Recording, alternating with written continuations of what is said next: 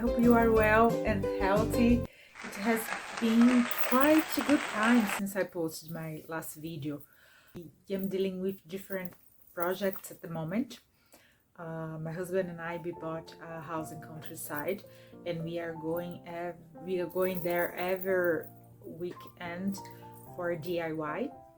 So last weekend during this journey, I had an inspiration. So I was finishing a book, and then I thought, wow, I should share this content with them. That's an amazing book. I'm going to show you right now. It's this one, Utopia for Realists. During our journey to countryside, I did a video about this book, which I would like to share with you. So let's go. While my husband and I are going to countryside for DIY renovation, I got some inspiration and I'd like to share with you.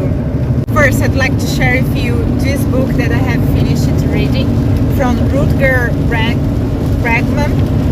I'm not sure of the pronunciation. The author of this book is a Dutch historian and journalist. He also writes articles for World Economic Forum. Why I think everyone should read this book? First, if you are Irish, you should be curious why he mentions Ireland in the book. Also, the book is about history, economy, technology, worldwide, about our present, our past, and our future. Let's see, page 217. Borders are the single biggest cause of discrimination in all of world history. What do you think about that? Most of us are being judged by borders, not for what we are.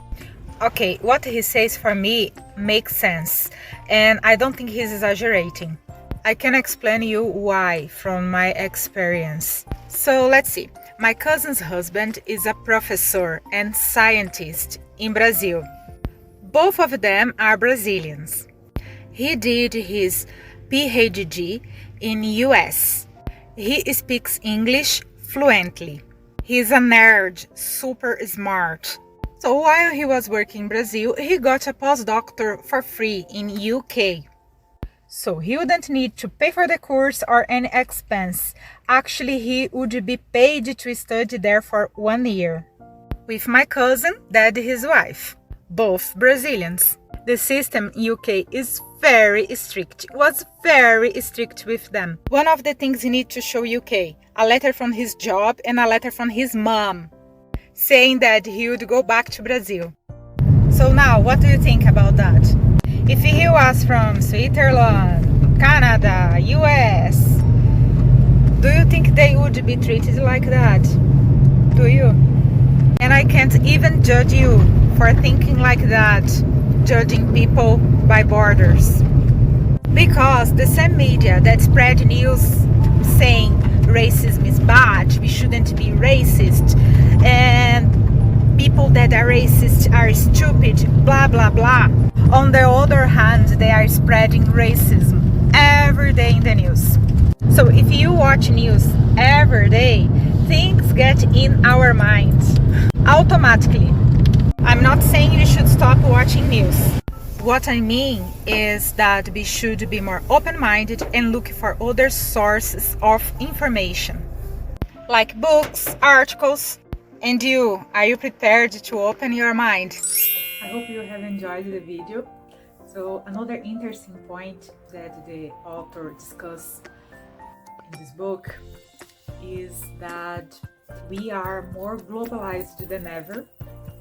And on the other hand, we are so dependent of each other. For example, when you go to the supermarket, you find pineapple from Costa Rica. You buy lime from Brazil. You get grapes from South Africa, so on. We support charity shops, but we don't want people from Africa or other poor countries coming to Europe, coming to first world country. Another example, because I am from South America, some people presume that I am poor or I am not educated. And if I was poor and not educated, what's the problem if I would come to Europe to try to get better life, to try to get education? What's the problem? Why we are being too judgmental and judging people by where they are from?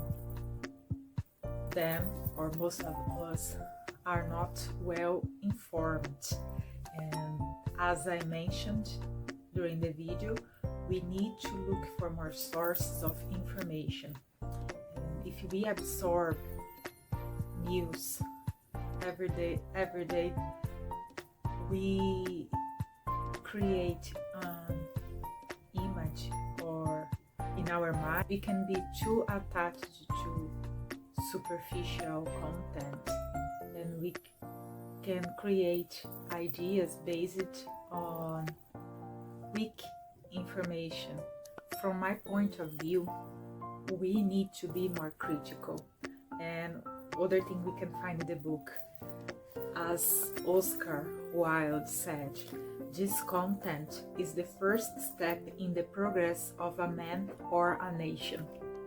So I hope you have the opportunity to read this book, and I wish you a nice week and see you next time. Bye bye, big hug.